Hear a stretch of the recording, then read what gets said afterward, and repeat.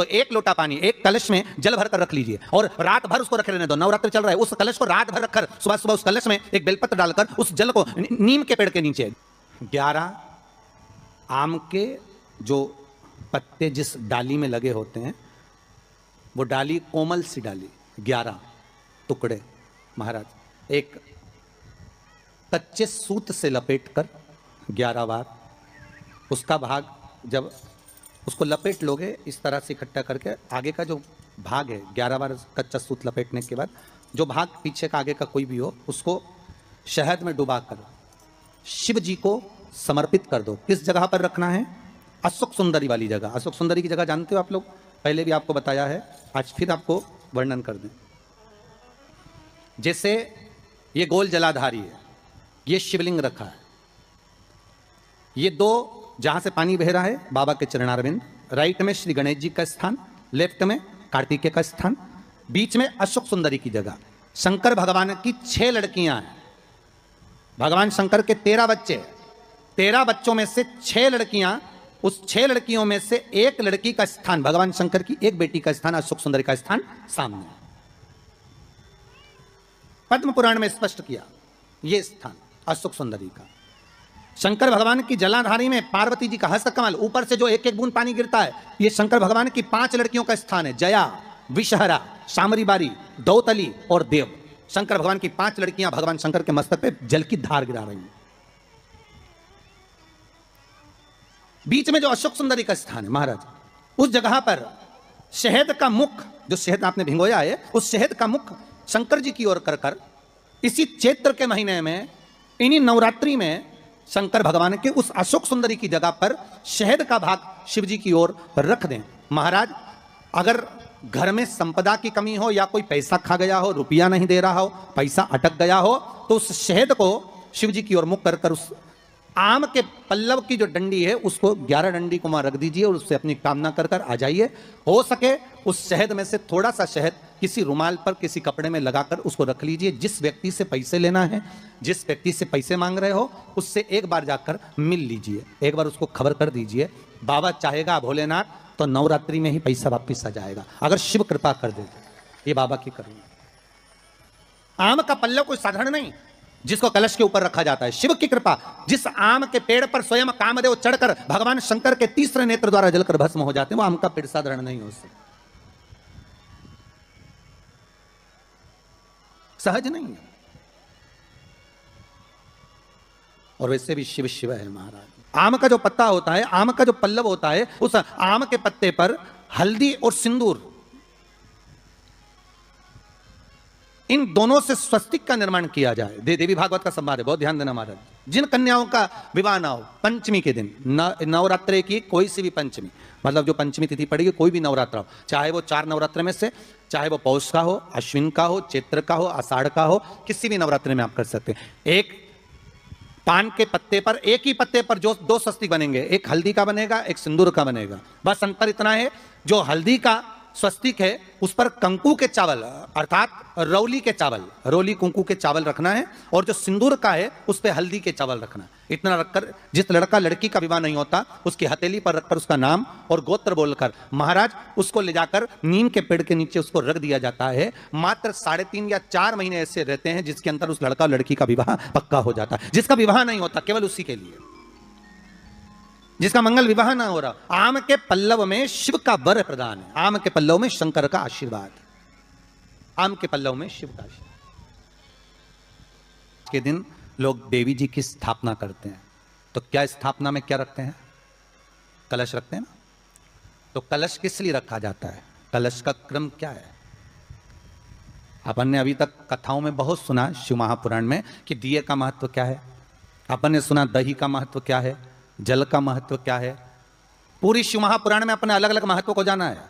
पर यह नवरात्रे में जो शिव महापुराण की कथा शुरू हो रही है, नवरात्रे में जो शिव महापुराण की कथा को हम श्रवण करने के लिए बैठे हैं, इसमें हमारा एक संशय और मिटना चाहिए कि भारत की भूमि पर जब मां आद्य शक्ति की स्थापना होती है, मां जगतजननी को जब विराजमान किया जाता है, या चैत्र नवरात्रे में, शरदीय नवरात्रे में, आषाढ़ी नवरात्रे में, आदिकादिक पौष नवरात्रि में हम जगत जननी जगदम्बा की जब स्थापना करते हैं, या हम नूतन घर का प्रवेश करते हैं, या गणेश जी की स्थापना करते हैं, या कोई दुकान को प्रवेश करते हैं, या कोई शुभ कार्य करने के लिए अग्रण्य होते हैं, तो हम कलश की स्थापना क्यों करते? आखिर कलश में ऐसा क्या है? कलश के अंदर आखिर ऐसा क्या विराजमान है कि 33 कोटि देवता उस कलश के अंदर आकर बैठ जाते हैं महाराज?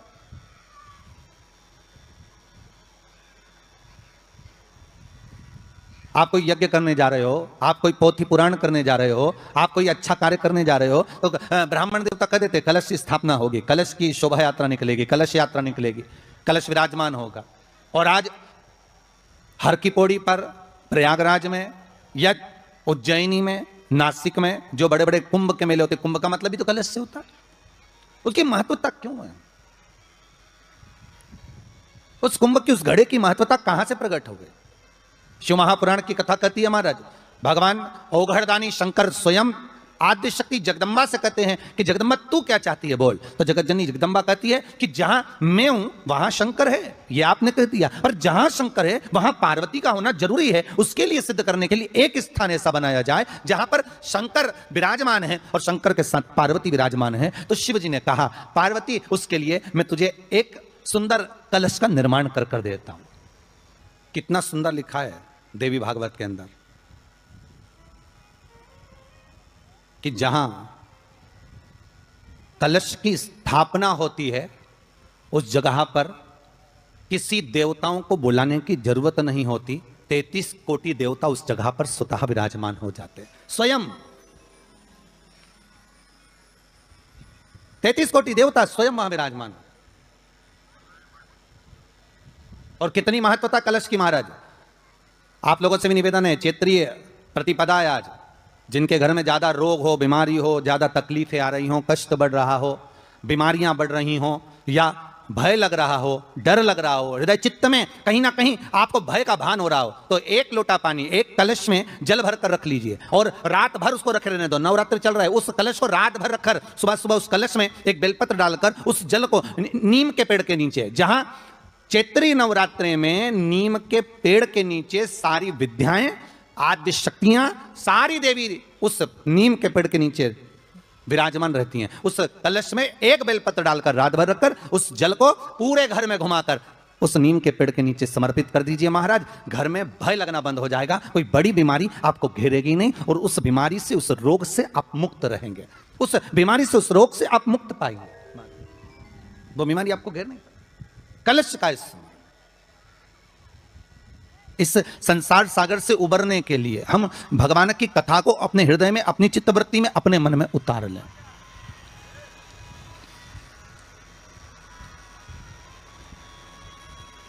कलिकाल में बहुत सारे साधन है साहब भगवान को पाने के लिए। कोई कहता है कि तुम गंगा के घाट जाओ, कोई कहता है कि तीरथ जाओ, कोई कहता है कि मंदिर जाओ, कोई कहता है कि वहां जाओ, कोई कहता है कि आप बहुत समय तक कहीं सेवा क्रम में लग जाओ। कली काल में बहुत सारे साधन बता दिए कि आप साधना भी कर सकते हो, आप तप भी कर सकते हो, आप घंटों तक नेत्र बंद कर भगवान को रिझा भी सकते हो। साधन बहुत बना दिए। पर शिव महापुराण कहते हैं, रामचरितमानस में तुलसीदास जी ने लिखा कि कलयुग केवल नाम आधारा। तुलसीदास जी लिखते हैं कि कलयुग में केवल एक नाम की आधारशिला रख लीजिए। आप दूसरी आधारशिला में अगर डूब रहे हो, आप दूसरे भाव में डूब रहे हो कि भगवान मिलेगा, तो तुलसीदास जी कहते हैं केवल एक ही आधारभूत बाहरी है कि कलयुग केवल नाम आधारा और सुमर सुमर नर उतरहि पारा। कलिकाल में एक नाम की आधारशिला हो और वो नाम परमात्मा का हो। जगत का नाम नहीं चाहिए हमें, संसार के नाम से हम नहीं तरने वाले हो। एक भगवान का नाम, एक राम नाम, एक कृष्ण नाम, एक शिव नाम, एक जगत जननी जगदम्बा का नाम, एक आद्य शक्ति का नाम अपने भीतर में हो।